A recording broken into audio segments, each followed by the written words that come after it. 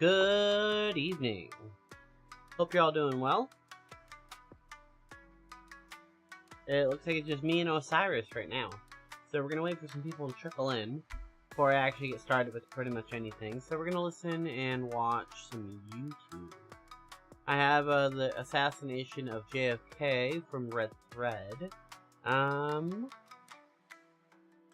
gonna check out the Stalker 2 video from Junkie. Today we're playing Stalker 2, which is... Let's turn that up. Turn down the music.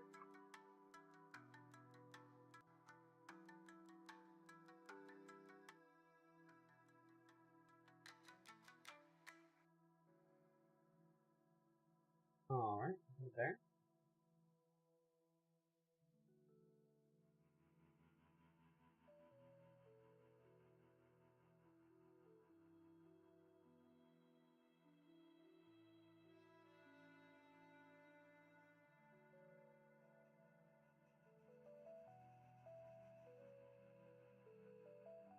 Okay.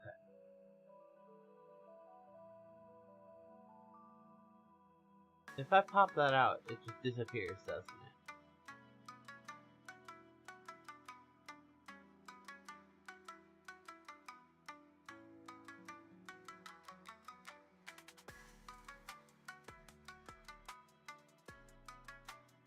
There is no way to capture that. That's what I thought. GX must have implemented a change to its pop-out player, because I can no longer capture it. I used to pop it out and put it right here on my OBS screen, but I can't do that anymore for some reason.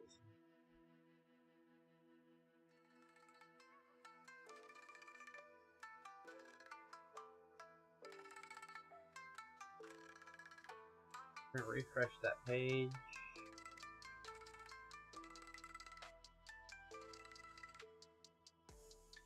Okay, that's good.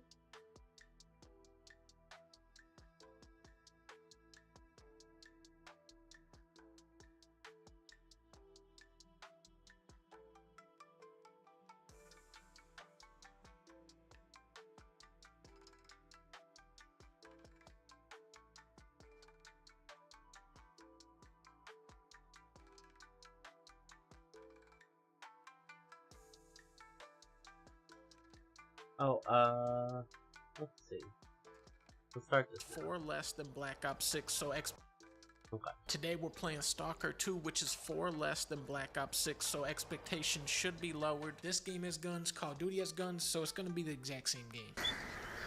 You know, that's a decent amount of birds. I've seen more in Warhammer, but... Hope you didn't lose your secret artifact along the way. Another artifact type game, oh boy. Now, I've seen the movie Stalker. What's interesting about that movie is that the whole time they're like just kind of walking on their tippy toes, expecting everything to kill them. But, you know, we don't actually see or hear any threats. It's just like, it just seems like they're playing pretend.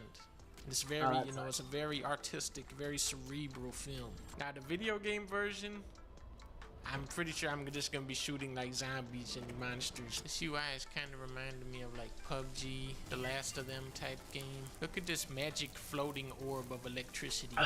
In the movie, they would act like that was there, but you wouldn't actually see the orb. They would just be like, you know, prancing around like it's gonna kill them, but you wouldn't actually see it. I just want to loot this guy real quick.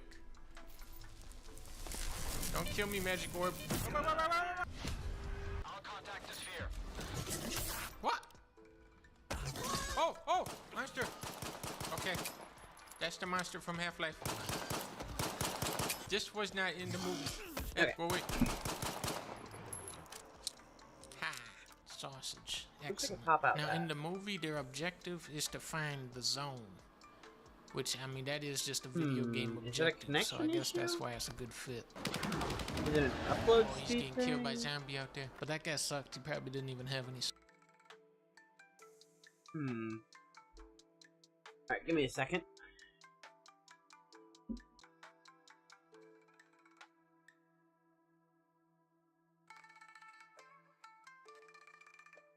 Okay, is that any better?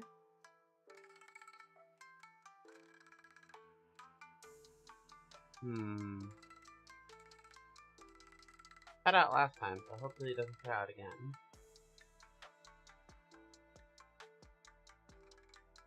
Alright, look better that now. It says I'm dropping frames, or was dropping frames due to network.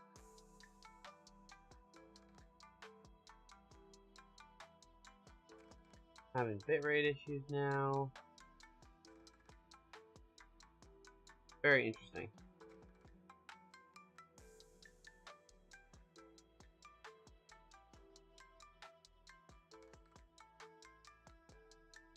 Looks like it's stabilized. Sausage with them. Damn, we dropped in lesser zone? Oh, we should have been tilted. Think we can run Red Dead on this? Now this device will tell me if there's a ghost by me. Here, Vodka. This fixes radiation. Halfway done with that. That would explain eating like at my network. I should not go into this radioactive waste, but the ghost thing is telling me that there's a ghost in here. Maybe We should I have become Grum the TV ghost? joining in a little bit. I assume he's gonna be hopping on as a caller. He's probably still at work or getting home from it. Nobody kill me this time. See? No. Damn, he does so much damage. Jesus. That's my whole HP bar in one hit. I need to put like a claymore right in front of that window he's jumping out of. I hate this monster. I hate him. I can't even beat the first monster in this game. That Oh, sucks. I'm getting shot at. Oh, no, this is like Call of Duty. I'm dead? This is like a single player Fortnite. I just keep dying in one hit to a dude I couldn't even see. I'm hiding. Are you hiding very good though if you yell that to me? I see your little head. Got him. 2 sausages? Now I can't be killed. Huh? Good question. What hit me? What shot me now? Whoa. And the weight type of game? What hit me now? That's killed me? What? What is killing me? Oh, magic orb. Don't you throw that fan. Don't you throw that fan. Ah!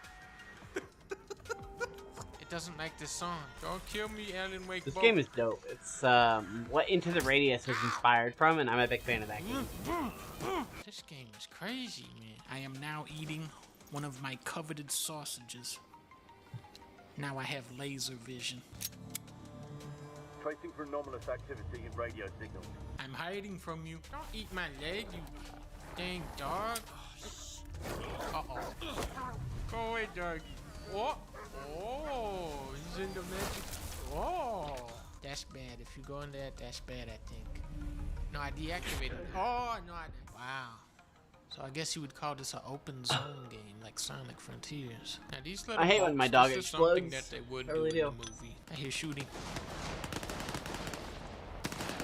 Thankfully, I have these bolts. How are you still alive? Doesn't make any sense. Dead. He has infinite health cheats. I'm hiding from you behind the crate. You don't know how to get me. You found me. Boom. Sausage shot. Purple Punch. Fucked them up pretty good, eh? Yeah, I'm good at this game. What did those guys want from you? My loot, my gun. My pants, my other pants. There's 4 of us. My in the boiler super house. pants. Richter, Gloomy, and Grumpy, dopey. I love how it just throws you straight into the action, man. Explains nothing. You don't have to stand in a hub world talking to Chris for 50 minutes. Damn it, there is a hub world where you have to talk to Chris and Rick and Phil and Phyllis and Michael. My Russian's getting a little rusty. I That think this sucks. is helicopter head. Ooh, I can't see him in there. Are you hiding? Oh, there's a guy, I think. Are you hiding? No, that's a light. Good callback. Good callback. Boom! Boom! Whoa, out of there. Okay, looks like we can get some med kits, some ammo in there. What's happening? This is just like Warhammer. Should be able to. I got killed by a million This doesn't- rats. Oh, I'm getting shot at. Okay, I guess we'll find out. Damn, that sucks. That was like a 3-foot drop. Oh, okay. No. Parker over the rats. No. Lure him right here. Come on, rat. God. They're still coming. They're still coming. I feel like I'm living in the world of Stalker, but as Adam Sandler. Only 2 rats left. I'm bringing out the knife. Come on. They're winning. How are they They're winning? winning! Rats. I'm more like a cat. Fancy feast. I'm not a cat. I'm more like a rhino. Let me live. How many dogs? I'm more like a rhino. Let me live. Die, scumbag! Oh man, I love Donkey so I much. didn't even know we were playing yet. He shot me before the cutscene was over. This cheating ass dude, man. Let's try a new strategy this time. Who the hell are you? Who am I? Come on. Stalker 2. I'm the killer. Oh, that was good. Look at that were-rat.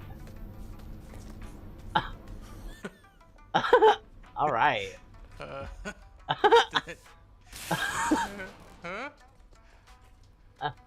Did he die? They're eating that man, but he's already dead. Did he so, die? That's not evil. They just don't want to waste food. Oh, you little bastards! They are evil. Hey, hey! Don't be evil! Don't be evil! Hey, stop it. I don't know. They're if so killing silly. me, but they're still not that evil. They're just kind of silly. The line of sight of the Yeah, AI they're in just this silly game is jumping crazy. rat. You gotta be cautious moving around because they will spot you from so far away. Thunderstorm coming in. Oh, You chose this day of all days to have a cookout? Why the hell are you stalking around here? Cuz. I'm sick of talking. You guys are bored. Looks like the stalker's bored. John Wick. Call me Wick. John's Wick. From the movie John Wick, Part 1 and 4. But not one, No, not not 2 and that guy 3. yet. Damn it. Come on, man. He should be dead. Ha, do your little jump. You missed. You missed. Does the gun jams? Please die. The gun jams? Yeah, you got weapon durability. This battle is going to be longer than the sniper fight from Snake Eater. I think I beat him. Yeah, I think I killed him. Pretty sure he's dead. This is using all my ammo for this one guy. Yeah, How yeah, much that HP happens. can you have? Oh, God. Unlimited, Oh, that's a probably. tree. How do you beat this guy? No, don't eat the tuna, eat the med kit. Oh God, he's coming to kill me. No, no, no. Oh, he's so fast. Wish I had cloaking. I'm out of bullets in every gun. I know how to beat him now. You do this. You run around in a little circle. Then he misses, and then you shoot him. Circle, circle. This is exactly how they You run do around the in a movie. circle, and then you shoot. You too? Die! He has so much health. Maybe he's eating tuna too. Shotgun ammo. I win this. Boom, you're dead. Boom, you're dead. Boom, you're dead. I keep telling him he's dead, but he's still alive. I win! Should have brought more tuna, stupid. Did you take down the mutant? Yes, I took care of the creature. Thanks for not bailing Yeah. on me. And why weren't you there to help when I was dealing with the mutant? I was afraid I'd run out of ammo. I ran out of ammo 50 times in that one fight. What are you saying? Wait, can I just kill this guy and take his ammo? Oh, cool. No. You had 2 ammo.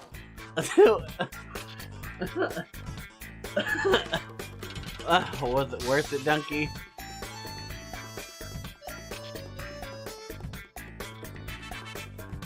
Sociology. There are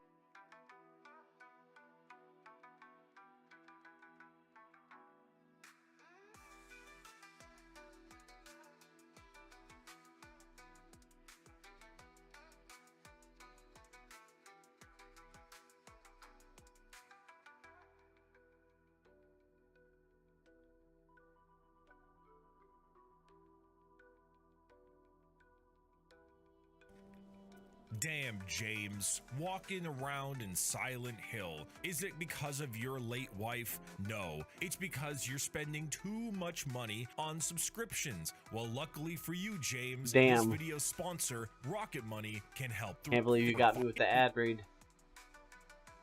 Ricky, or clicking the new features with the premium. That's rocketmoney.com. Hey you, yeah, you. Do you want to play the most down bad character in a video game? Are you interested in the psychological That's pretty trauma funny. of the literal embodiment I'm sure we of a can find wet somebody cat? down bad Do you worse say than that. would after seeing something vaguely feminine? Then come on down to Silent Hill, the greatest place for psychological torture you've ever seen. We have depressed husbands, traumatized ladies, horrible children, torture devices everywhere, and so much more. So come on down. What could you possibly be running from? Oh, 9! Oh, God! God! Just rub one out, James. Rub one out, James. Just nuts! 2024 has been a bizarre year for preconceived notions, and nowhere has that been felt more apparent in the gaming industry than with the release of the Silent Hill 2 remake. Not only to massive critical, but also to massive commercial acclaim. I will admit I was a Bloober team doubter. Of course, never wanting them to fail, because that's a terminally online psychotic behavior type thing. But everything I saw in the trailers was pushing me towards a lack of faith rather than increasing it. There was also my apathy towards remakes in general, which I've had serious cognitive dissonance about in the last few years. On one hand, I dislike that similarly to the film industry, a lot of the big budget projects are simply rebooting or remaking existing properties. On the other I gotta hand, plan this remaking game next 20-year-old video because games it is does rely on far people better being than digging in up some old film the IP chat or because the the call. technology has advanced tenfold. But A that's movie okay. is a I'll just movie is relax a watching movie, and it's videos. told I as a ain't movie playing. with new tech. But video games are fundamentally different experiences than they were way back put when. up the So while a deep new part metal of my poster. You can brain see is my a little logo back there annoyed now. that the Silent Hill 2 remake Cool, I will guess. definitely be nominated for Game of the Year, it's I moved such the a old different one, like, right experience here that I'm the learning wall. to accept it. However, out of all of the things I was worried about, the biggest one was how they would handle the subject matter and tone of the game. Let this be a really fair warning.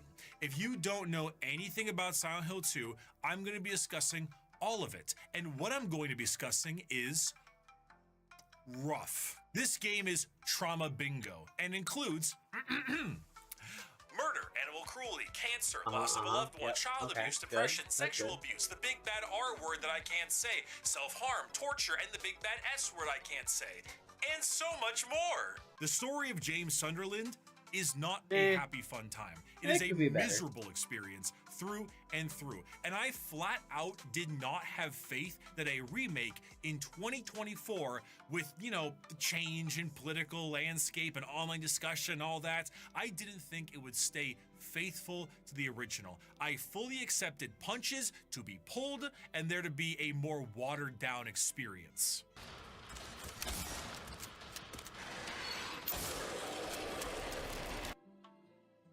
And once again, I was wrong. So 15 and a half hours later, I have completed the remake, and I find myself in the unfortunate position to discuss a game that is not only fantastic, but whose story has been talked about to death while skirting the boundaries of YouTube's automated flagging system. So in doing so, I think I might need to talk about this game in a more unorthodox method. This is the entire story of Silent Hill 2 right now. James Sunderland is a pretty typical man who is married to his wife, Mary Sunderland. Mary falls ill with a disease that isn't explicitly named, but is heavily implied to be a form of cancer or something worse. She is sick for 3 years, in which during that time, James's mental health declines rapidly. After the third year of her sickness, he snaps and suffocates her with a pillow, then puts her body in the backseat of his car and drives to Silent Hill in order to kill himself. Either through a psychotic breakdown, the effects of the town's paranatural aura, or most likely some combination of both, he believes he is there instead via a letter from his deceased wife urging him to come back. Mentally, he spins a tale where his wife died 3 years ago, so getting a letter so recently is cause for alarm and confusion, so you explore the town searching for Mary. Silent Hill is a normal town for most people, but has a paranormal effect surrounding it for reasons that we don't need to explain for the purposes of this game. What is important is that it attracts people with their own various issues to the town and then projects their inner turmoil onto it. One of the side characters, Eddie, is massively I've never played insecure Silent as he Hill. was It's something bullied I would for really his like looks to do, and maybe weight for the show most of his life. eventually. At one point, he snapped and shot his bully's dog, as well as shooting the bully in the knee to watch him suffer. It's assumed Eddie may be on the run from the police when he arrives at Silent Hill. Angela is the other character who is on the run looking for her mother. Angela is not a particularly fun character to discuss, as she was physically, mentally, and sexually abused by her whole family, with emphasis on that last one coming from her father and brother. She is extremely suicidal and deeply traumatized by what has been done to her, and is in Silent Hill after finally murdering the two men in her family, and is theorized to be looking to do the same to her mother, who was also an abuser. Laura is a child, the worst of the three, who basically runs around the entire town being a little shit, which in itself is the point. As an orphan, she befriended Mary in the hospital and was told often about Silent Hill. She is seen running around the town completely carefree because she is the only character with no guilt on her conscience and nothing the town can truly pull from. All the monsters and horrifying shit in Silent Hill that James and the other characters see are simply not there for Laura, which allows her to run around completely carefree and act as the constant for the story. For the most part, these are the, quote, facts of the story of Silent Hill 2, and are slowly revealed to you as the game progresses. Of course, a lot of this is found out in the final act of the game, which helps you recontextualize all the things that happen in the beginning of it. Symbolism is really the word to describe this title, since almost everything you see and fight are all reflections of James' subconscious and guilty mind, and how they do it is just really incredible. Is she supposed to be like the witch that was religiously persecuted? Is that the visualization I'm seeing here? I'm sure in your time on the internet you have most likely seen the Silent Hill nurse cosplay before. A disgusting bloody mess of a monster dressed all sexy like. A real confused boner type of enemy. But what people who haven't played Silent Hill may not know is that all the enemies are like that in their own weird way, because the game really decides to dive deep into issues that are, you know, pretty fucking difficult to talk about. Mainly, James's inability to reconcile the sexual frustration he is experiencing watching his beautiful wife become a sickly shell of what she was and verbally angry at him at the same time. Like, that is a ballsy topic to try to discuss, the sexual frustration of being tied to someone who is dying and unable to assist with that need. How do you even discuss that? How do you properly tell a story in that way without pissing someone off? James, as a man and husband, wants to be by and support his wife dying of cancer or other illness. But James is a man, and men like to lay pipe, sometimes even beat people with them too. James, I need you to hit your target. I can't control how you swing your pipe, okay? Or where you lay it. Honest to God, James, if you could lay more pipe, you'd probably be a happier man. Mary clearly cannot do that right now, even if she wanted to, because she is basically tied to a hospital bed for years. And from what we know of James prior to him going crazy, is that he isn't really a bad guy. He isn't going to go out and cheat on her to help satisfy that want. But that sexual frustration is prominent and extremely difficult to reconcile. Even more so when combined with the pain of loss, and even more so when she lashes out at him during her treatments. It's what I think makes James such a compelling character, because he clearly isn't evil. He's a deeply unstable man, troubled by things he feels but cannot truly voice. Because can you imagine being in his position, trying to support your wife but thinking, hey, sorry, you're not very attractive anymore and you can't put out, and I'm just really struggling with that right now. You can't say that to, you know, your wife dying of cancer. You can't fucking say that, but you can feel it. And that feeling is pretty damn real. It's something I imagine has been felt and dealt with poorly by thousands of people, and it's never something that can be talked about because it's not socially acceptable to say, but what about me, to the person in chemotherapy. I cannot express how ballsy it is for a game to cover a topic like this and do it in a way that feels genuine. Plus, to do it in a way that isn't just exposition dumping, and I love was Ricky. really He's really worried passionate that they in the way wouldn't he do it talks. justice, but I was so wrong. One of the most prominent ways that they show off this frustration is with the enemy design. There aren't a lot of them overall, enemies that is, but each of them definitely has its purpose. The first one you encounter are the lying figures, which make up the bulk of the base enemies in the story. Getting a good look at them will show off themes of entrapment, as they look like they're wriggling in a body bag, but also walk around on giant platform stripper-like heels. It also wriggles around a lot, similar to how James would see Mary writhe in pain in her hospital bed. There is a version of the enemy later on as well that, while maybe not intentional, definitely sparks some interesting metaphors. When in my limited, very limited experience with the opposite sex, whenever a particular female lady, woman would reach a particular not rising action nor falling action, but the thing in between, there would often be a sort of like hip raise along with planting the feet. I never realized that when those fucking weird straitjacket stripper bitches down there do their explosion effect, they do the exact same thing.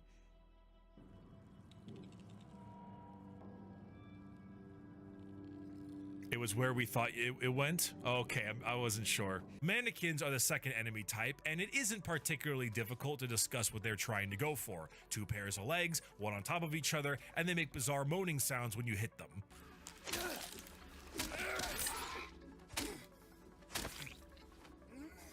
They are much more straightforward. That being said, they are also the source of the largest jump scares in the game by far.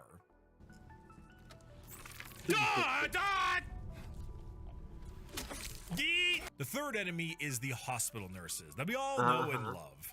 These are also rather self-explanatory. Nurses are often sexualized in the media, both with their garment and just the dynamic of them in history. You know, the sexy nurse, the sexy teacher, the sexy waitress, barista, that kind of stuff. The big difference is the large swollen head, making these enemies blind. As a nurse, there is plenty of symbolism there, as a lot of what goes on in James's head is hospital-based. But what I find interesting is the bulging head. Some of the places I looked up, including the wiki, stated that the bulging head is to represent Mary's swollen head from her hospital bed.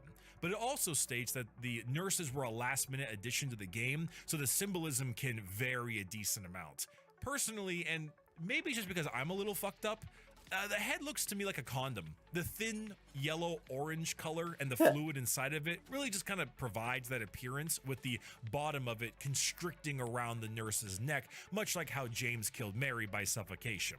And maybe that's just, you know, a glimpse into my dark reality. A full stare into my twisted perspective that would make most simply go insane. Hey man, they actually did add a brand new enemy to the remake, though. It's the mannequin legs, but they're crawling all over the walls like a weird spider.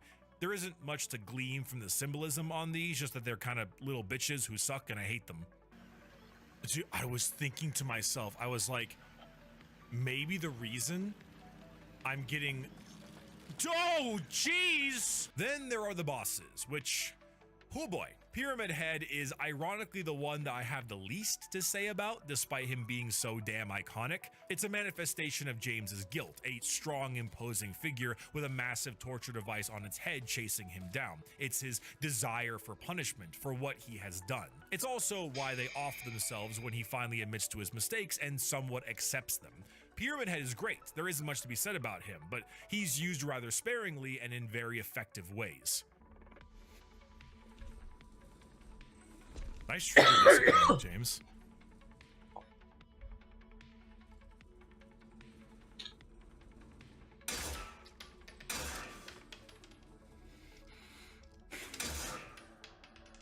Bad trigger discipline, James. The other bosses are equally as creative, but in ways that I wonder if I'm even allowed to show them on YouTube. Flesh Lips is one of the bosses, which combines a bit of the lying figure along with other aspects into a boss that is supposed to represent Mary confined to her bed. It's an evil, evil thing. And you fight it after Laura calls you a fart face multiple times and like, what the fuck, kid, that ain't cool. Then there are the closers, which I have to assume I'm being demonetized at this point, and if that doesn't do it, then the goddamn abstract daddy probably will. I don't know who was the person who came up with this enemy design, but it might be in the top 10 for the most horrifying thing I have ever seen. Even describing what it represents, the two figures underneath a sheet and a bed frame, is just... Ooh, it risks not only demonetization, but popping one too many madman's knowledges. I'm going to start seeing amygdalas. It's just, you know when you see something so screwed up, but it's so supercharged with emotion and symbolism to the point where you end up admiring it? The original Silent Hill 2 team made these creatures with all of these things in mind, and to be able to convey what they convey the way they do it is astonishing in all of its bloody, horrifying glory. It's hard to discuss, yet I respect it immensely. I don't really want to lose the plot here though, because everything that I've discussed so far is entirely related to Silent Hill as a game, and it hasn't really been changed with this remake. For transparency, I do think Silent Hill 2 is one of the best video game stories out there. It's engrossing, it's disgusting, it's depressing as all hell, and it challenges you to think about things in a painful way. But I do sometimes feel like we sacrifice gameplay a little bit too much for some of the best gameplay stories. Collectively, I think a lot of us got sick and tired of indie game walking simulators about depression. If it was an indie game boomer shooter about depression, I imagine we would have been, seeing it in a lot better of a light. But while there are games with amazing stories and games with fantastic gameplay, if we're weighing up the two of those, I do think gameplay should take priority, because that's what separates it from being any other type of media. It's what makes this product special. The original Silent Hill was one of those games with the classic tank controls. It's an extremely old title, and almost nobody ever spoke of it for its outstanding gameplay. One of the biggest things that has been improved upon in this remake, outside of the visuals of course, is that it has been moved to a third-person perspective and seems to be borrowing a lot from the Resident Evil remakes. In fact, a lot of games have been doing that lately. But the question is, does this gameplay fit the game? And more importantly, does it add enough to make it acceptable for a modern day audience? And how many mannequins can you fit behind doorways? Ricky, I love the t-shirt. You did a great job. Oh, thanks, Tito. Was it a Matara shirt?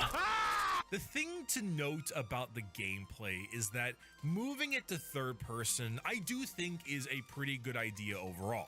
Tank controls of the old game, as well as the old Resident Evils, were very much there for necessity, but you can't deny they definitely had some fun with it. They made the most out of what they had. Third-person shooter vision is perfectly fine and still lets the game get away with a lot of very creepy segments. Plus, the remake versions of the 4 main locations are stellar. That should be the first thing to note. The visual quality of this whole game is just fantastic and dripping with atmosphere. You never know if you might lose some of that touch when you update it, but I can confirm I didn't feel that way anywhere. Every place felt drenched in whatever emotion they were trying to convey to you. The apartments felt unending, the hospital claustrophobic, and the prison can go fuck itself. The gameplay of this, if you've played the newer Resident Evil games, is about what you'd expect. You have a melee weapon that you can smack people with, a dedicated dodge button, and a variety of firearms to bring to bear. There are also your 2 healing items, but for the most part, that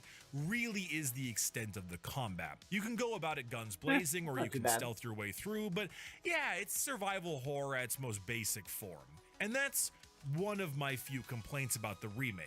It's that the gameplay, despite being quite improved, is a bit too shallow for my tastes. We're almost now, there. When I voice this, the first reaction tends to be, well, James isn't Leon, we don't want this to be Resident Evil, and to that I fully agree. But adding depth to the combat doesn't make James a badass, it just gives me more buttons to press. For the majority of the game, you're basically playing Callisto Protocol. Swing, swing, dodge, swing, swing, swing, dodge, swing, dodge, swing, swing. And that is only if you're engaging with melee. If you are engaging in range, it's basically shooting stuff until it dies, and they don't really shoot back. You're expending ammo not as a way to engage with the enemies, but you're expending ammo to not engage with the combat in a sense. The shotgun is truly a man's best friend next to his bedside pillow, and its ability to completely invalidate nurses is a lovely sight to behold. Code Red, Bricky's aim.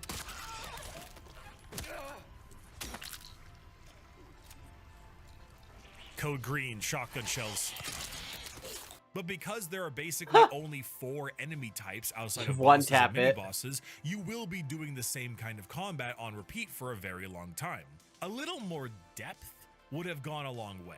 Something like a heavy melee attack, or a shove, or another firearm. Basically just 1 to 2 more button presses would have been an incredible way to mix things up a bit, or at least let the player have a tiny bit more interaction with what they were fighting. For now, it's just a tad bit shallow for my taste, and it starts to drag in the second half. Speaking of dragging, the game's length is another negative of mine. It took me about 15.5 hours to beat, and I think it could have shaved off an hour or 2, mainly around the hospital section and the labyrinth. The hospital itself is very long, and the otherworld section also is quite long, so shaving a bit off of that would have been very welcomed. The same thing for the weird cube face puzzle. I personally wouldn't have the combat complete if the game was just a bit shorter, but in the second half, I do feel like I was just going through the motions trying to get to the next cutscene so I can see the awesome story moment, and not for the gameplay, which is a negative. Which is too bad, because playing as James really does feel good at times from a fluidity standpoint. He also is giving a Game of the Year performance, and I'd be shocked if he doesn't receive a nomination. I think Luke Roberts fucking crushed it. I'm just like, ooh, video game performances. 4 women, 1 man. I pick the man. He really sounds pained and desperate every time he does some kind of melee swing, and you can really hear it, especially when he's like stomping on the ground. Sometimes it feels good to play a character that feels and acts as unsuited for the situation that he is in.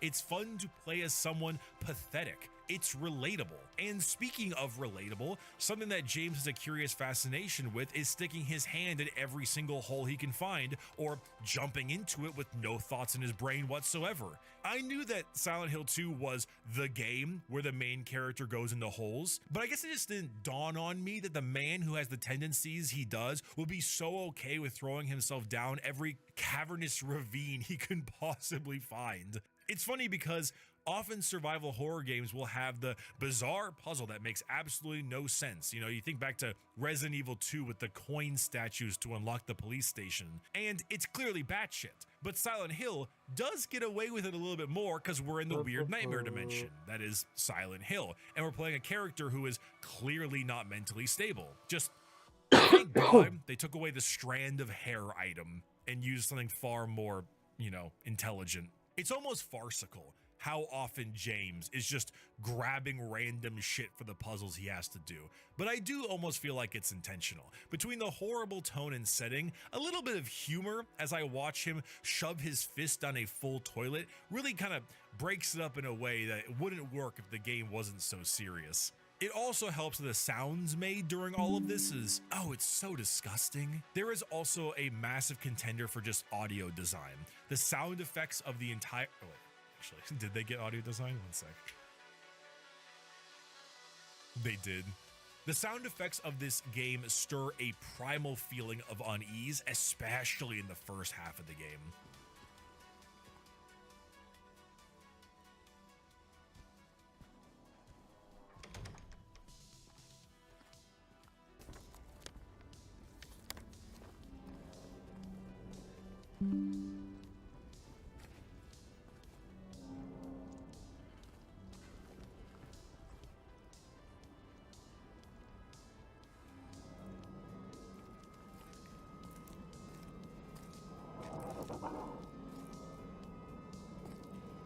Then you get to the actual sounds of the enemies and the combat too, which contains a similar level of visceralness.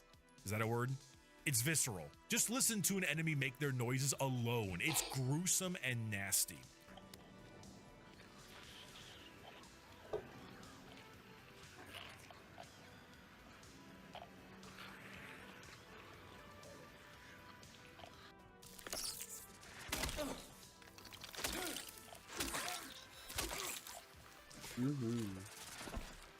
That's a really good sound design.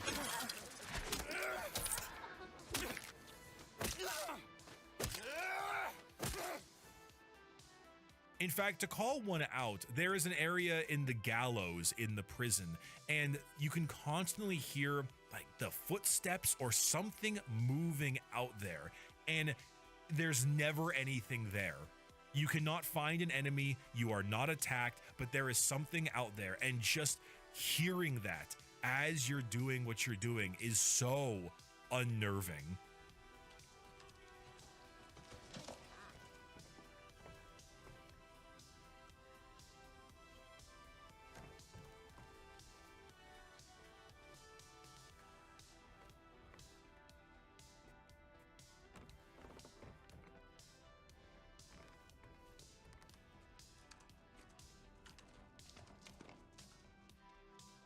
Audio design in a horror game is almost as important as visuals, and being able to show that off in such a way, especially with the change in perspective, it's great. It does lose a bit of its luster in the second half, but I blame getting more used to it as opposed to it not being as effective. You can only get so scared by the same sounds after 10 hours of gameplay. To round this all out though, one of the major differences in a remaster and a remake is the new voice acting that tends to come with it. The original Silent Hill is notorious for its pretty terrible voice acting, which I am told was intentional. I don't know if I believe that because like it's a pretty easy cop-out. Oh, no, viewer, it was bad on purpose. Though I will concede that the terrible, awkward voice acting did add an air of creepiness to the game to give it more of like a dream-like feel. It was stilted and poor, but considering how weird the rest of the title was, I won't go as far as to say it was good, but it did fit. Still, bad voice work intentionally or not is still bad voice work, and with a massive overhaul in graphics and gameplay, it's only logical that a massive overhaul in voice acting is also warranted. Plus, there aren't a lot of characters in this game, so each person needs to be giving an incredible performance. No screw-ups allowed.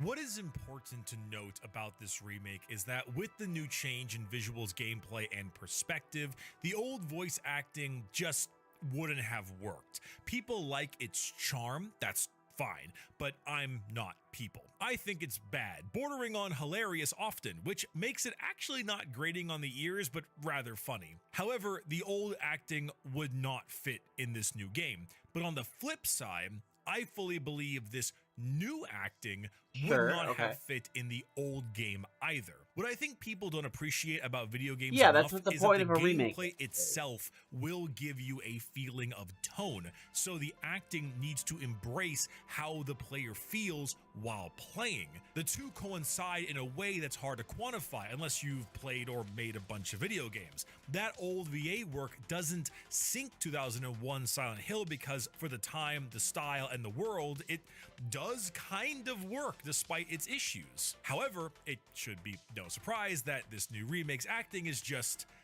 phenomenal. What really sells this is just how reserved it is.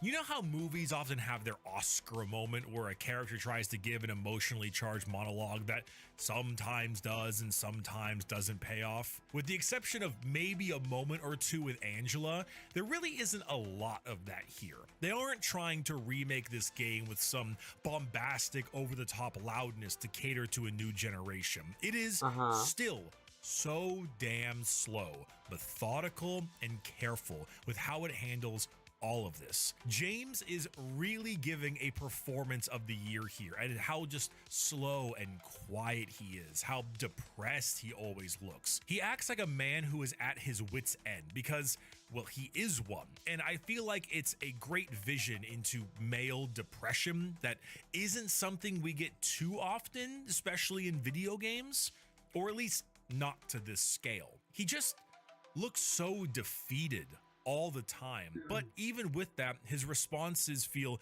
genuinely like the things he would say in that scenario. I didn't do it. I swear I didn't kill him. It's all right. I'm not saying that you did. Look, my name is James. James Sunderland.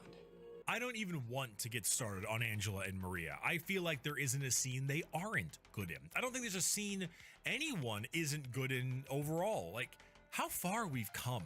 You know, video games have been eclipsing movies in terms of acting here and there, but we are really at a point where video game acting and camera work can be more powerful than most of the best movies. It's such a lovely timeline to live in, to see all of this come to fruition. The only character I didn't like is Laura, but I think that's just because I have an aversion to children in media. Children are naturally annoying, so if they do a good job at acting like a child, they are annoying. Laura isn't the worst, but even during the fart face debacle, I found her to be grating. This is my personal sin to bear, however, and I do not hold it against the game. Top level performances across the board.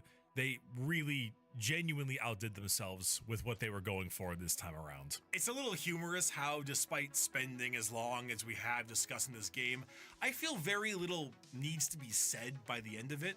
Possibly because it's a remake and the story has already been told, possibly because the game isn't breaking any new ground. This also might be a strange comparison, but when Ghost of Tsushima came out, I called it a cheeseburger at a 5-star restaurant. This is because, despite how much I enjoyed the game, it was basically a Melee Far Cry variant, just polished to perfection.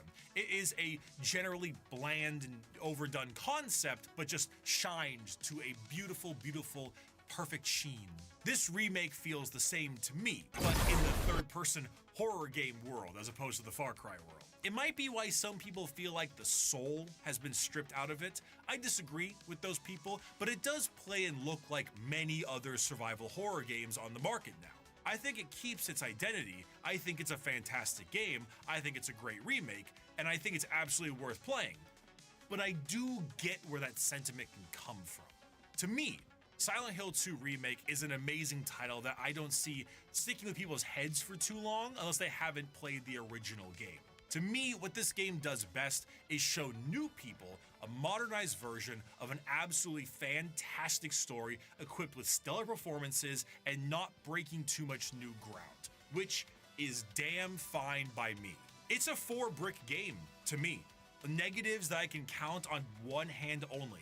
I think it also gets the passenger game stamp too, aka a really great title to play with a spouse or partner who doesn't normally get video games. That's a thing that me and my viewers came up with, the passenger game. You know, it's a game, you're playing it on the couch, doing your usual thing, and then like, you know, boyfriend or girlfriend kind of comes up and is like, hey, what are you playing? Or they're sitting next to you scrolling through TikTok, and then something happens in the game and they get kind of interested and they start getting a little bit invested. That's a passenger game. I think this one totally is a great choice for that. I wholeheartedly recommend it to anyone who hasn't played the original game, and I still recommend it to those who have and want to re-experience. Well, that's high. I respect praise. its dark tone and its themes. I respect that it didn't pull its punches, and the fact that this is a modernized version of a classic, I think just pulls it off really damn well. I have very few things to say outside of praise for this title. Thank you everyone so much for watching this video. Appreciate it very much. You will have one more video from me in November, and then from there, we got all kinds of new stuff happening in December. And you know how it goes. Thank you again so much for your time and for viewing and being a part, and you know, the usual kind of thing. It's the usual. And yeah, no, I'll see you next time. Yeah, peace.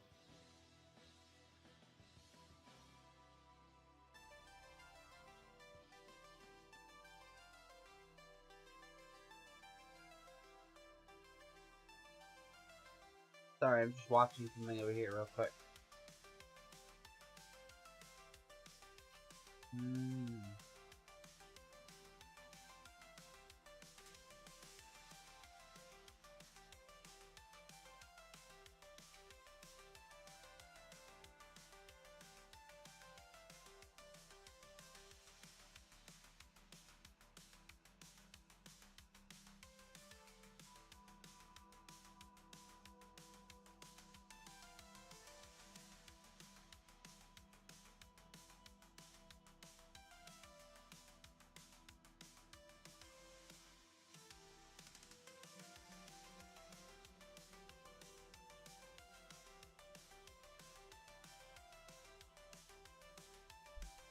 What's up, boys? I got a scam to uncover, ladies and gentlemen.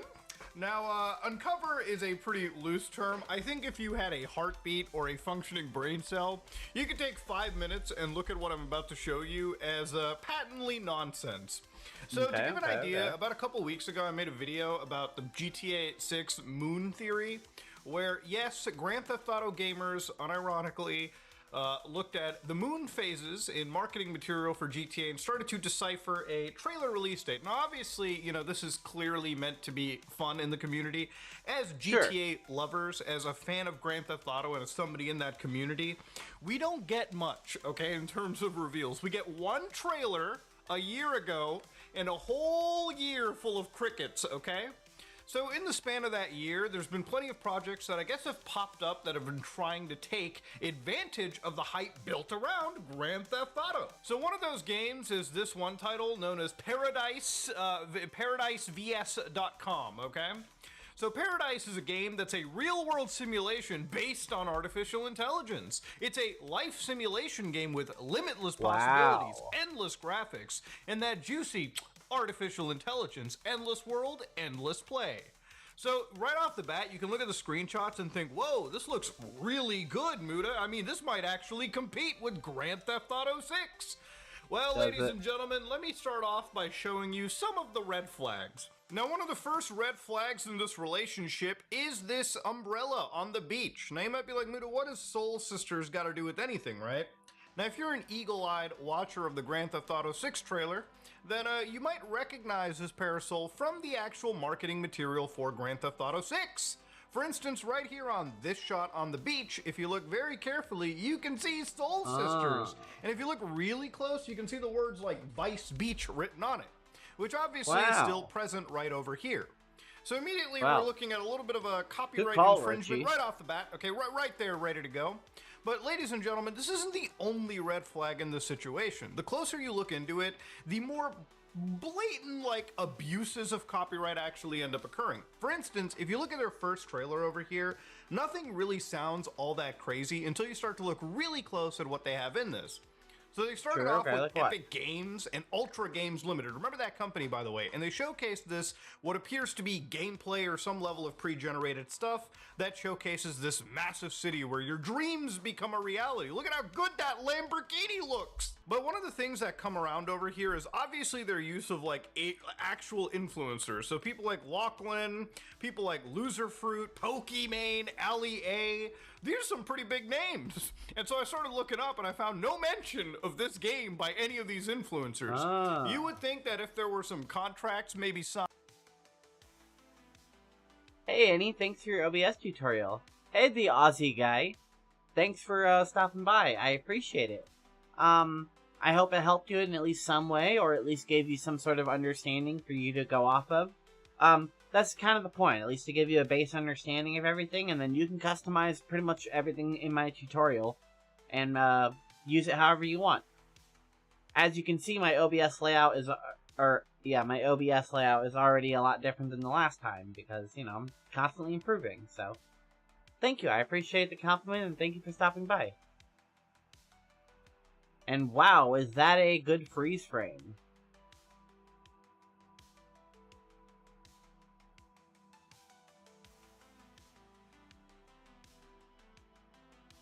And you were using their faces in promotional materials, there might be some cross-mention, right? Maybe that's how this stuff gets spread around and viewed by almost 1 million people. So the more I look into it, one thing that really blows me away is this shot. Now, of course, while the dudes in the corner are doing the old Fenty lean, to give you an idea, ladies and gentlemen, what about this shot blows you away? Now, this is where I realize that I have to stop playing Grand Theft Auto Online, because in the bottom left, you can start to see an actual radar. Now, you might be like, wait, Muda, why is the radar all that important? Well, for one, why are the cars parked on the sidewalk? Whatever. If you look very carefully on this, you can see that, yes, it might resemble a street like this. There's a street going in this direction. But if you look very carefully, that is an actual overpass. There's supposed to be a road that doesn't appear to actually make sense there. Now, that's not the level of craziness that I'm talking about. There is an actual street in Grand Theft Auto 5 you can go to. Right here, where the map is the exact same, dude. Oh, like the okay. same inner roads, the same outer roads, the same everything, dude. It's actually insane. Yeah, no, that's pretty blatant. So yeah, all these like red flags should make you a little worrisome about. Well, if you ever have any questions that you need more like details, I don't know if you use Discord, but you can message me on there. Otherwise, feel free to reach out to my personal email or the show email, and I'd be happy to touch base with you one-on-one and get, you know, like any questions you have for it. Because, you know, you might be able to look up the stuff yourself, but not everybody has time to look up a video, watch it, learn it. And sometimes it's a lot nicer to have a tutor actually show you kind of more hands-on. So, you know, that offer stands. If you need any help, let me know. About this actual game right here. And it's really funny how the other two trailers where they actually showcase this kind of content, the beach. Sure. Yeah, these are all in the same actual locale. And I also find it really interesting how after they released that first trailer, they didn't really introduce that mini-map in these other trailers, just because I'm sure that eagle-eyed people who are calling them out were probably going to be very critical. The one thing that I'm going to show you right here is actually mind-boggling. So this came out 3 weeks ago, this AI NPC gameplay. So I want to walk you through this because I think it's laughably hilarious. Let's watch this. So it starts off with some copyrighted music, which I blocked off. So he gets into this like vehicle, and the mission inside here is they got to do this one thing where they have to rescue Christy, who's a daughter of the influential mafia member Carlo Vespucci. My pleasure. Oh boy, I'm sure that shit wasn't Help generated spread the knowledge. through ChatGPT. But so they get into the car, and immediately they got a little bit of a speedometer. They're backing up the car at 110 miles an hour for some reason. But yeah, the world looks generally normal, right? They've got parody brands like Parmart, which I don't know how that's supposed to be a Walmart. If you look very carefully, they got a Pringles parody called Bring It. And I also like how that's really stretching the line of parody and whatnot. But the moment you go inside this actual store, some of the assets all have basically been like brought back to actual like in-game store assets one could dig up. So if you look very carefully at like these potato bags, these potato chips and whatnot, you can find these assets in the Epic Game Store. So literally right next to each other, dude. You can see this. You can see this bag of bacon potato chips. Yeah. Right on here. And of course, if you look at grocery props right now, this is by You're Prop allowed to House, use Epic assets. and you can purchase this license all the way from $17 to like $34. Again, there's no issue with things like, you know, asset flipping, but when it comes to, again, the mirror this game together really quickly to give it the impression of a high quality game, they didn't even put any effort into like the whole parody structure that they kind of like basically are aping from Rockstar Games right here. So realistically, when you start to look at all these, and this is just like a quick view of the assets, this took me literally like, I want to say a minute, 2 minutes to find on the actual like Epic Games like Fab store, the asset store. So if it's already this weird here, let's go further and see their gameplay where you actually deal with AI NPCs. Listen to this shit. All right. Welcome to Parmart. Bro, they really gave the white old store owner the Indian voice because he is in the fucking 7-Eleven. Fuck dude. yeah. I love that. I also like how Casual long it takes for racism, the AI let's to go. respond because that's what I love in my video games. That like awkward 4-second pause in between every dialogue prompt. But honestly, the one thing that I wanted to show you was this clip right here. Okay, so this is obviously your main character talking to some random guy at a gas station. I don't know what this person is doing at a gas station. They don't have a fucking car. They're not filling up any gas. But listen to this. Oh, I need a gun. Hey, yo, you tripping, man. This ain't the place to be talking about no guns. You better chill with that. Whoa! I swear I've You heard better that chill on with TikTok that. somewhere. So I decided to do the other thing and go on to the actual like 11 Labs website. And you know, this AI that generates voices for you. And one voice known as Adam, okay, which if you decide to actually type in the exact prompt that Adam like spoke in this, hey yo, you tripping, man. This ain't the place to be talking about no guns. You better chill with that. Let's listen to what Adam sounds like in this AI. Yo, you tripping, man. This ain't the place to be talking about no guns. You better chill with that. Hey, yo, you tripping, man. This ain't the place to be talking about no guns. You better chill with that. Whoa, that sounds suspiciously similar to my friend in Paradise. You know, Yeah, the other that day is I saw very Elon close. Musk say too many game studios are owned by massive corporations. We want to start an AI game studios to make games. What is an great AI again. game? Yeah, nothing What says is that? small corporation, but being owned by XAI, a whole litany of other large corporations and the richest guy in the world, right? Really fighting that establishment, aren't we? This is the future. This is what yeah. AI games look like, okay? When people talk about the dead internet theory and like tons of bot traffic on the internet, this game literally is the definition of AI game studio producing mediocre slop that literally is trying to emulate anything from Grand Theft Auto Online. Now, here's the thing, okay? Look, if you play, like, if you look at any of these kind of games and you look at what they're comparing it to, which is obviously GTA Online, you can load up GTA for like 5 minutes, play it, and realize that a PlayStation 3 online game at its core is still far more impressive than these games that utilize all these unnecessary technologies like AI voice generation, AI stories, AI quests. It really is like an inferior version of a handcrafted game that Rockstar has produced. They want to make billions off of a game that literally will just produce and regurgitate itself, which isn't really feasible when you actually see how these things play out, even in these curated videos that are produced. Who else would I be? Hun. So, I don't know. Show me your boobs. Nice. Excuse you? That's like totally out of line. Dude, why do they even have to leave the horny shit in the game? I just wanted to leave that in because they actually thought that was worth showing for their promotional material. Anyways, that's really all the stuff you can get out of Paradise. Now, again, ladies and gentlemen, asset flipping is not really the biggest sin in the world, but when you've got blatant copyright infringement, that's something to really think about, right? And it's one of the red flags that caused me to really look deeper into Paradise, right?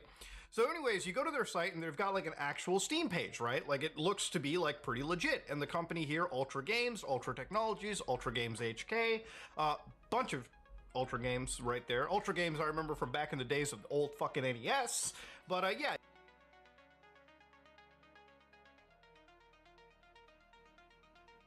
Let's see.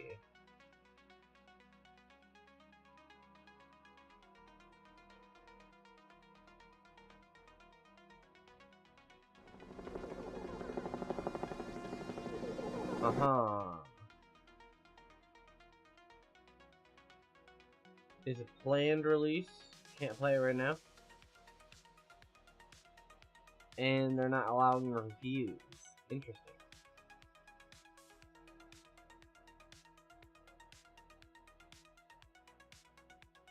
You look into it, and they basically said it's coming soon to early access. The developers of this game intend to release as a work in progress, developing with the feedback of players, okay?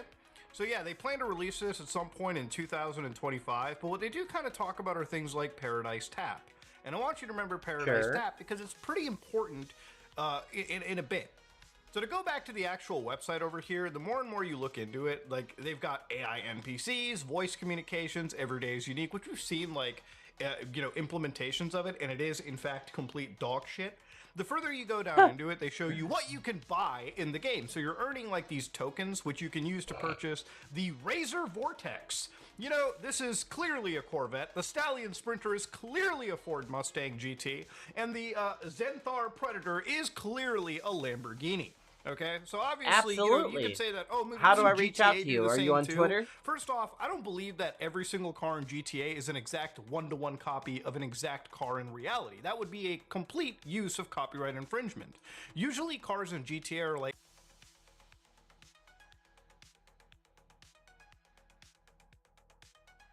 Either way, I hope you have a good night.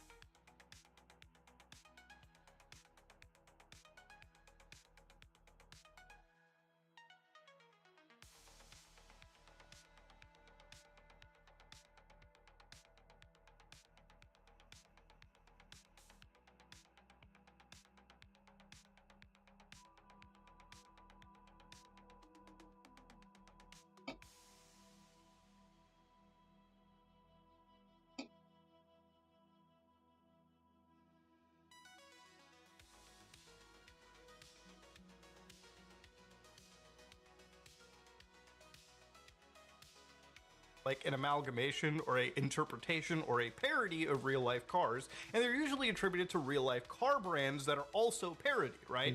Like I believe every Tesla in the universe for GTA is related to a military arms corporation known as Coil that does a whole lot of other things. I believe every Ford is like related to the Vapid franchise. I mean, there are seriously like implementations. Look at these weapons, dude. You want a Glock?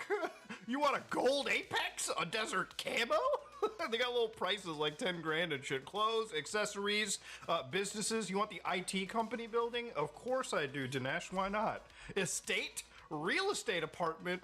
Dog, we can't. That's not an apartment. We can't even get basic designations right, dude. What the fuck? Now, what's funny about this website is the more and more people started to really look into this, the more and more they said the website is under development. And this is where things get even wilder. So obviously, thanks to the Wayback Machine, you too can dig up an older version of the website from September 2024 and realize they really removed a whole bunch of extra content. So let's go down and see just what they've removed. For instance, they actually have partnerships with Kohl's, okay? So AI copies of influencers with more than 6 million total followers. So now it makes more sense. Now it doesn't appear so much the fact that they actually have influencers on board. We might be dealing with complete copies. And so here's the funny copies right here, dude, okay? So first off, you've got two actual, like, I assume these are Hong Kong-based Asian influencers, but then you've got Ninja.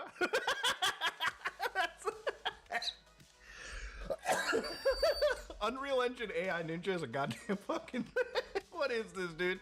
Then you got like Justin Minks. So you got like actual influencers that have been copied in to absolutely no degree of quality whatsoever. And of course, I wish I could view all, but because this is a Wayback Machine, these sites tend to actually crash up. But then again, what's more interesting about this too is they start talking about this application called Paradise Tap.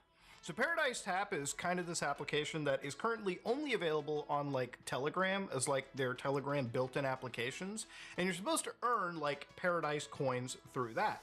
And of course, the more and more you look into their actual website, the more and more it appears that this is used as a way for them to actually run their own crypto market. So you can use these tokens to purchase in-game assets, but you can also, I guess, trade them around as if they were real, proper, like monetized currency.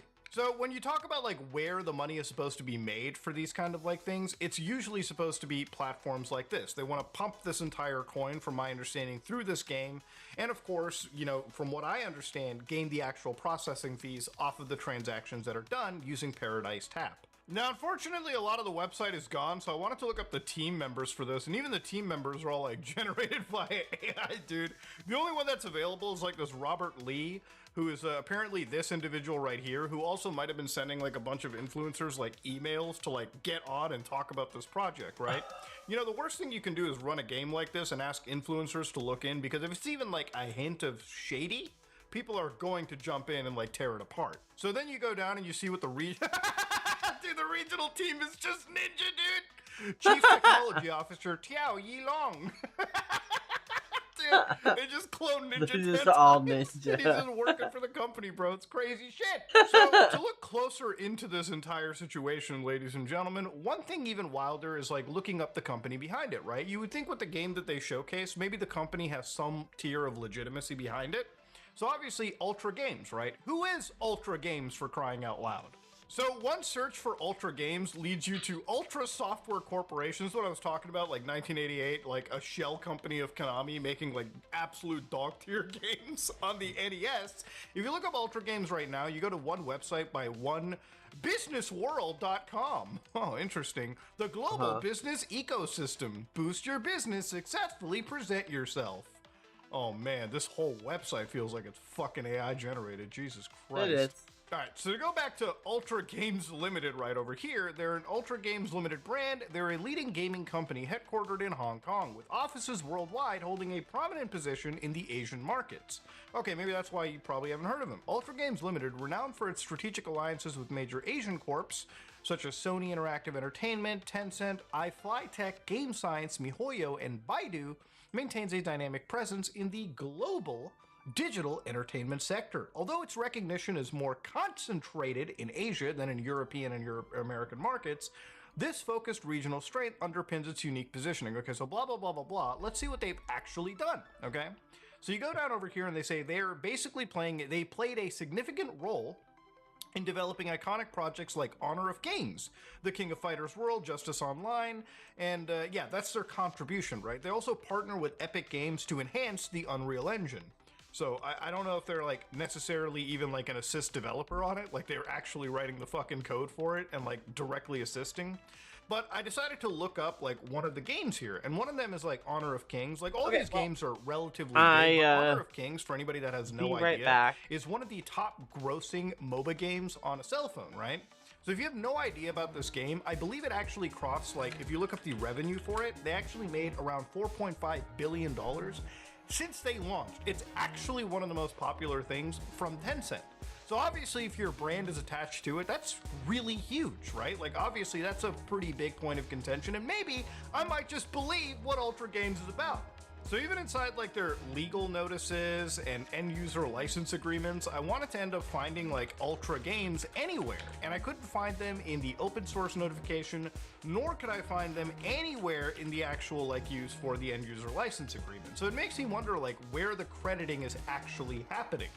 Anytime you look up Ultra Games Limited and Honor of Kings, you literally just figure out how to run the game on Ultra graphics. That's pretty much about it. Even on their actual like site, you can't find anything about it. So maybe unless it was something super internal, it's wild because you kind of have to sit down and like think, man, either you contributed significantly or you did almost nothing at all, to the point that there's like no crediting for you. So I guess it's time to end this off with like what their community Q&A says, right? So how can you guarantee fulfilling your commitments to players regarding the game's release? So basically, we like to remind you that our game is available in a free-to-play format. You'll have full access completely free of charge. The game cannot be considered fake or non-existent, as it follows a free-to-play model and is offered to users free of charge. We do not require any upfront payments from fees or players, which eliminates the possibility of deception or dishonest practices. Unlike other games that offer paid access to an unfinished product, our project has been designed from the start to be entirely free of use. So yeah, that's all nice and everything, but when you have things like that Paradise Tap, that obviously people have to like question, because when you have a cryptocurrency attached, one of the reasons why I think they've kind of knocked back at least some of the actual advertising for that as much as they can is because obviously if you look up Steam's like mention of any of this kind of technology, they're pretty much against the idea of cryptocurrencies in video games. And the way that you confirm this, if you go to like Steam's onboarding, you can actually scroll down to their rules and guidelines and say what you shouldn't publish on Steam. The last thing they have is applications built on blockchain technology that issue or allow exchange of cryptocurrencies or NFTs. So one of their principal rules, one of their principal technologies is actually against Steam, where they're trying to get brought into. So they also, like, the thing about this is, like, when you want to talk about things like a scam, for instance, right? I think it's fraudulent when you introduce, like, influencers who haven't been notified of their, you know, appearance in a video game, okay? And they actually kind of address that over here. Will there be partnership agreements with well-known influencers like Ninja, Pokimane, and others? I mean, you clearly use their faces in your promotional material, right? At present, we have signed several contracts with influencers, primarily from Asian countries, and we continue to negotiate with major international partners. When information about our collaborations first appeared on the website, it was marked as soon. So yes, on their website, they pretty much did say they marked these things as soon. But I would say that if you're actually in the process of discussing, you know, before you do any form of cross-branding, because this is actual cross-branding, right? Like if you put Ninja's face up here, it makes people like generally under the assumption that the talks are pretty much done. The talks are effectively just finalized. It wasn't, so they had to actually remove this guy from the actual marketing material. But it makes me wonder, like, is Pokimane on board? Is Ali A on board? Like, they haven't mentioned this project in any capacity. So, as we already had preliminary agreements and contract terms were under discussion, however, since not all contracts were finalized, we decided to temporarily remove this information. I think this translates to they actually looked at this project for more than 5 seconds, if they even gave you a contact back, and realized this was fucking shady to begin with. This was the initial version of our Paradise project, designed as an early announcement of our partnerships.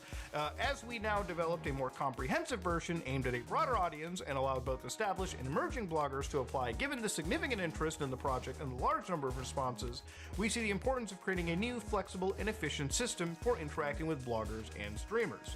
Basically, don't bite off more than you can chew, and don't blow your fucking load off like crazy. So when they talk about the Paradise app, right? PAR is an in-game currency. Initially, users will be able to purchase items with PAR currency, opening the opportunity to acquire unique items directly through the app. We also add daily tasks and small jobs that can be completed to earn in-game currency. And it sounds incredibly similar to another online game. I think it's Forgot what it is. I think it's like Grand something? Yeah, it's weird. The Paradise app was launched in closed beta testing to evaluate key features. The beta testing allowed us to access the app's performance, so I don't believe that they're... Now, I want to also bring up the attention of this YouTuber known as Jetro, who also looked into this story as well, and his team came across some rather interesting links. So, for instance, if you go to this, like, Wayback Machine post... Now, if you go to Paradise XRP... inside the actual, if you just go to this page, you'll find that it's a forbidden access. But thankfully, due to the Wayback Machine, you too can see that this is actually a former webpage. This is all the way back from August 11th, where they actually talk about this exact game. So the screenshots are effectively all the same if you can look closely. You've got Ultra Games Limited all the way down over here, and more importantly, as you go up over here, you can see like aspects of all these other influencers they work with, like Ninja, Chica, Akanoiko, and then of course to go up here you can see more importantly is the buy par token. So you know when we talked about like how this could possibly be any form of scam? Well, if you look carefully in their website, the way that you purchase that token is you buy an actual currency known as XRP, alright? You download something known as Zamam, alright? You add a trust line and then you purchase Paradise, right? So you create a wallet, send 10 XRP, and add Paradise trust line and then accept a transaction. And the thing is, there are like actual like videos of people who are engaging with this. So if you look carefully into this, you can see that people have posted Telegram updates. There's entire like, there's these like Russian like farming videos of like this specific token.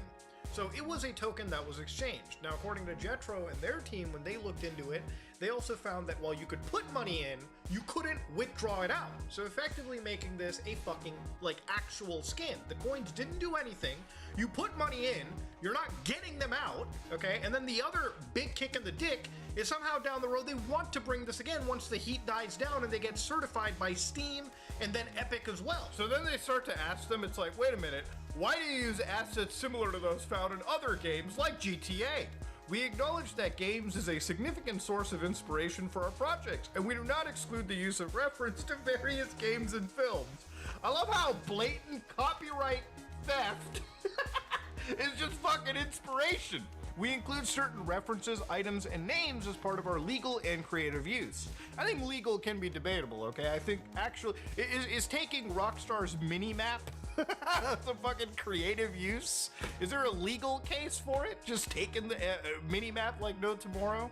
Let me just ask you very carefully, is taking a parasol sign with actually no real fundamental change in like design somewhat transformative? Is it legal? Is it creative? I don't think so. Now look, the closer you look into a game like the closer you look at a company like Ultra Games Limited with this massive like repertoire behind them, you'll notice that the website basically leads to actually blank nothing. And of course the actual address over here, which again they provide and it's crashing the actual site. Let's just copy this. It leads to, from what I've seen, just a skyscraper in the middle of nowhere, which could just be an incorporation address. Like, let's just drop our pal right there. Oh, this is where Ultra Games is supposed to be. So one user from Jetro's community actually decided to go into the real world and go to this actual address for Ultra Games. And it turned out that their legal address may not have actually